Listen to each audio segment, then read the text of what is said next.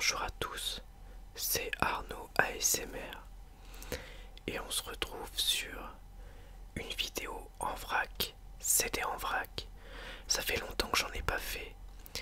Je tiens à dire tout d'abord que comme d'habitude sur les vidéos CD en vrac, je vais mettre pour chaque album dont je parle le lien vers un morceau de l'album en commentaire de cette vidéo. Donc comme ça vous permettra, si ça vous intéresse, de pouvoir écouter un extrait de l'album.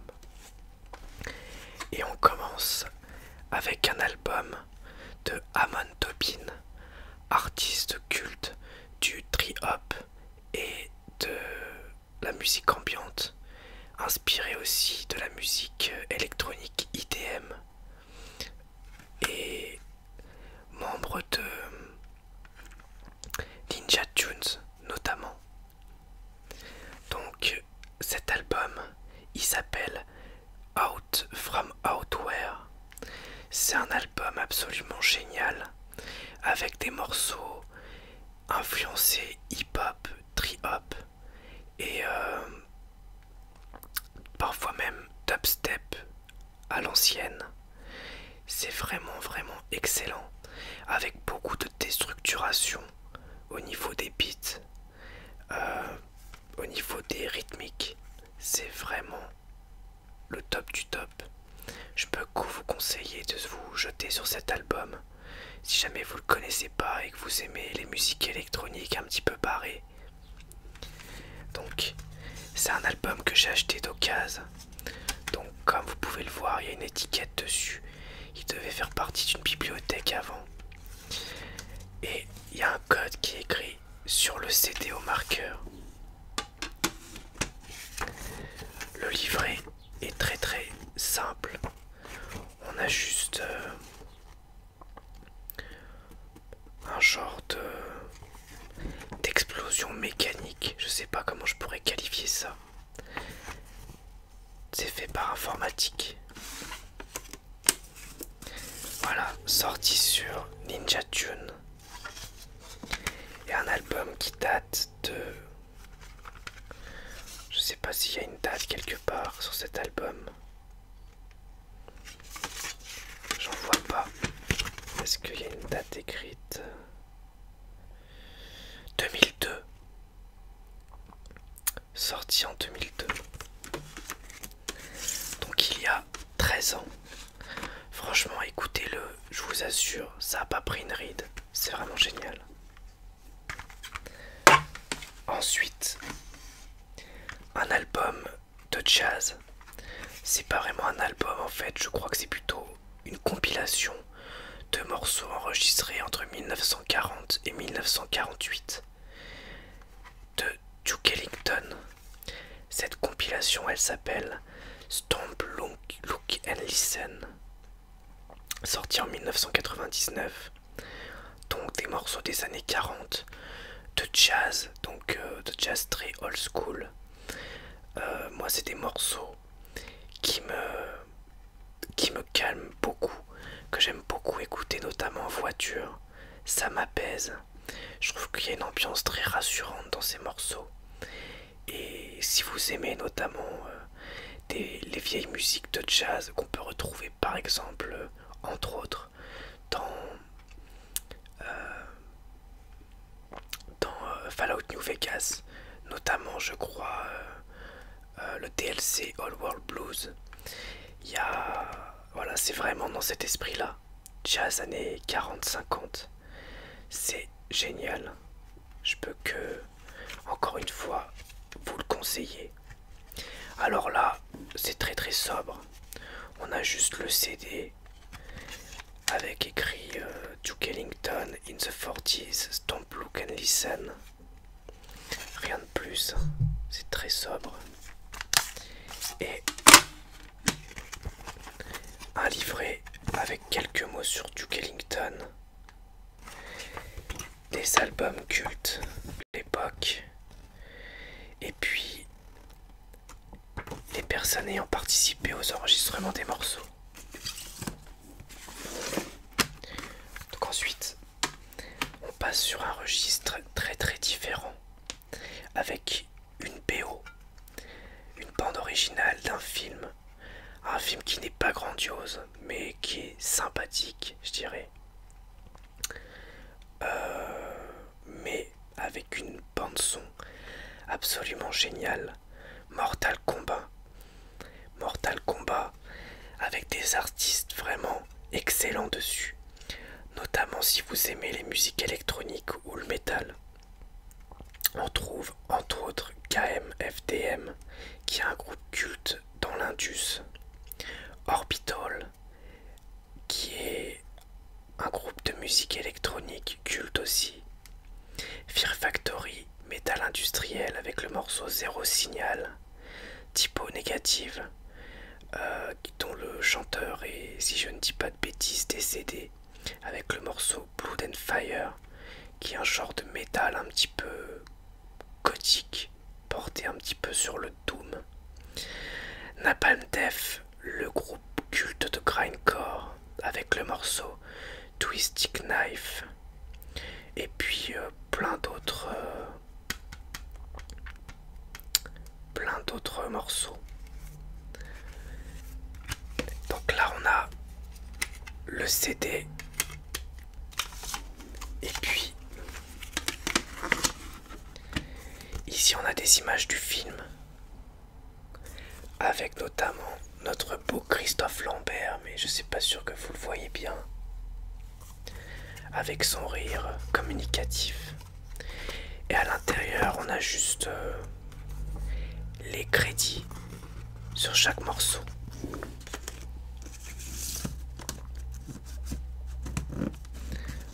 Ensuite, on passe à un album de rap d'un groupe qui, me semble-t-il, est allemand, avec des marionnettes. Il s'agit des Puppet Masters.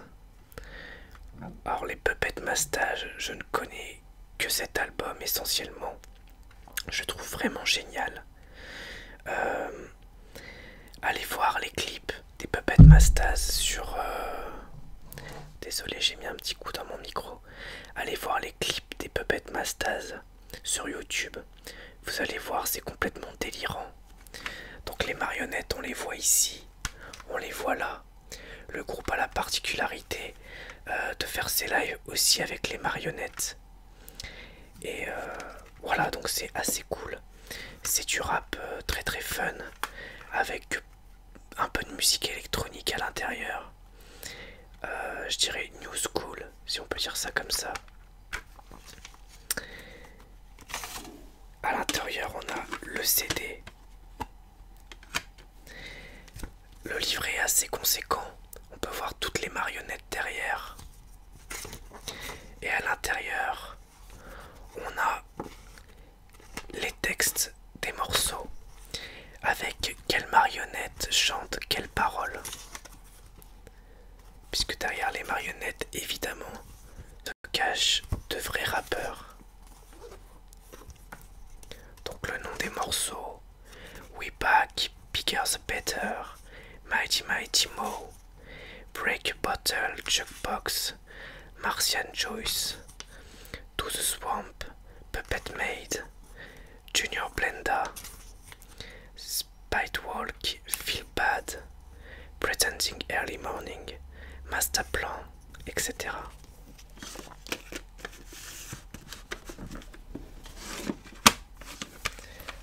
Ensuite, un album d'un groupe culte. Un album qui lui n'est pas forcément culte mais qui reste très bon. De NEN, Nine Inch Nails. Il s'agit de l'album With Teeth qui est sorti en 2005, donc ça fait maintenant 10 ans. Bon, j'ai l'impression qu'il vient de sortir, mais non, ça fait longtemps.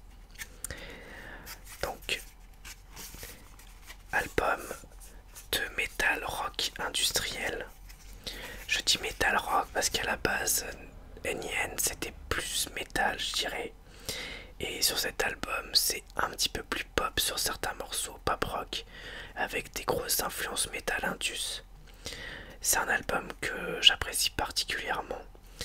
L'ensemble des morceaux sont très bons. Une mention spéciale pour le morceau Right Where It Belongs, qui est le dernier morceau de l'album et qui est vraiment très beau et très émouvant. Donc là on n'a pas de livret, on voit juste Trent Reznor au milieu avec la moitié du visage un petit peu comme aspiré. Et on a le CD qui est tout simple, le Halo 19, puisque chaque CD est numéroté, produit par Trent Reznor et Alan Moulder. With This, excellent album de Nine Inch Nails, qui est très connu pour avoir notamment produit des vieux albums de Manson avant de s'embrouiller avec lui, notamment le très grand Antichrist Superstar. Mais Trent Reznor n'est pas connu que pour ça, il est aussi connu pour l'ensemble de sa discographie. Ensuite, on a un live de Miss Kittin, live at Sonar. Donc j'ai acheté cet album d'occasion, j'étais très content de tomber dessus, puisque je connaissais essentiellement Miss Kittin pour les morceaux qu'elle avait fait avec The Hacker. Elle est surtout connue pour ça. Et Miss Kittin et The Hacker, ils sont originaires de Grenoble. Et bah, moi j'étais grenoblois, donc je trouvais ça d'autant plus cool. Là c'est un live, donc live at Sonar, je sais pas où ça se trouve. Sonar c'est à Barcelone. Ça a été enregistré en 2005, donc il y a 10 ans. Et il n'y a pas que des morceaux de Miss Kittin dedans. Il y a aussi du Tim Aker, il y a aussi Aphex Twin, The Orb, Felix da House Cat, Mod Selector, etc. etc. Donc un super mix de Miss Kittin que j'ai trouvé vraiment cool, même si au début je pensais trouver plus de morceaux d'elle. Il n'y a que 3-4 morceaux d'elle sur l'ensemble de ce live, mais en même temps c'est pas forcément dérangeant. Alors je vais noter aussi qu'il y a encore d'autres artistes de musique électronique connus dessus. Il y a Boards of Canada aussi que j'ai pas cité, et Otto von Schirach, je sais pas si je le prononce bien. Ensuite, Artfy. Donc Artfy qui s'inscrit un petit peu dans une je sais pas comment expliquer le son de Artfy, mais je dirais dans une continuité, un hommage peut-être un petit peu à The Clash, avec un côté un peu plus pop peut-être par moment. Le morceau le plus connu de cet album, je pense que c'est le premier qui s'appelle Cash Machine. Mais mon morceau préféré de cet album, c'est peut-être le morceau le plus pop qui s'appelle Move On Now, que je trouve vraiment magnifique, puisqu'il me rappelle en plus des souvenirs d'adolescence. Je ne peux donc que vous recommander d'aller écouter ce morceau Move On Now, que je vais mettre dans la description, dans le commentaire de cette vidéo, pardon. Mais l'ensemble des morceaux sont sympas. C'est pas un très grand album, mais c'est un album vraiment sympathique qui passe très bien. Donc à l'intérieur, on a le CD en jaune avec une caméra comme sur la pochette Stars of CCTV. Et on a un livret, encore une fois c'est conséquent. On voit les membres du groupe sur du papier qui est glacé. Et puis des photos des membres du groupe à l'intérieur.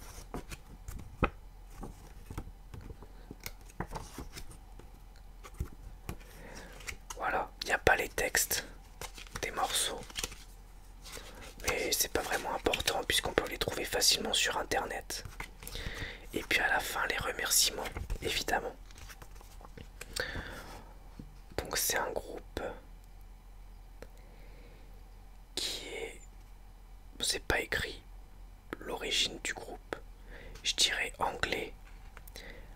c'est Warner Music UK, United Kingdom, donc c'est bien anglais. Ça peut expliquer aussi la grande influence des Clash sur le groupe. Ensuite, une compilation que j'avais achetée, je me souviens, en bureau de tabac, il y a longtemps. Et oh, c'était à l'époque où la nouvelle star était très à la mode. Il s'agit de À la recherche de la nouvelle punk star, une compilation qui reprend plein de classiques, des chansons de fête. Donc je vais vous lire les titres des chansons, vous allez vite comprendre. La chenille, Darla dit la dada, je te survivrai. La danse des canards, nuit de folie. À la queue leu, la confiture, nuit sauvage. Tata yo-yo, love me too, la petite libellule. On se retrouvera. Vanina, j'ai encore rêvé d'elle. Le petit bonhomme en mousse. Caprice est fini, du côté de chez Swan. Il venait d'avoir 18 ans, tout nu et tout bronzé, amoureux, solitaire. Et les groupes, il y en a plein. La compagnie Destroy, les Rolling Bidochon, Jimmy Nagasaki, Contingent Furax, Fucking Saddam, Pat the Cat, Darling Cagoule, Morgan Buzz, Bibix et les Punks à chiens, The Punkles, Atomic Bozo, Andy Morningstar, Piave, Fredo le Mandrin, Plexi Roger, Contingent Furax encore une fois, les Ch'timi hurlants, les écureuils qui puent et John Lennon Band. Franchement, cette compil elle est vraiment rigolote. Je sais pas si je vais trouver des morceaux sur YouTube, je chercherai pour vous en mettre au moins un. C'est des groupes punk français, donc dans la pure tradition du punk français, punk, ça existe pas le punk, mais en tous les cas, c'est une compile fun qui met de bonne humeur, remplie d'humour. Les reprises sont cool, ça peut vous faire découvrir des groupes de punk français sympas. Et voilà, j'étais content de la trouver. Et c'est vrai que c'était cool que ça se trouve chez les marchands de journaux à l'époque. À l'intérieur, on a le CD avec des capsules de bière et un rat punk qui fume une clope avec une guitare. Et puis, on a un livret qui doit être très basique. Je vais quand même regarder avec vous. Voilà, très basique avec quelques dessins.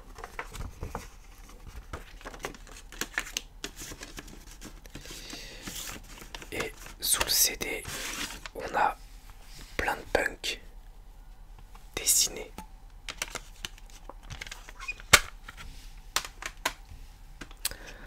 Ensuite, un album culte qui n'est pas le plus connu du groupe. Enfin, c'est pas vraiment un album, c'est un enregistrement live. Il s'agit de Alive 1997.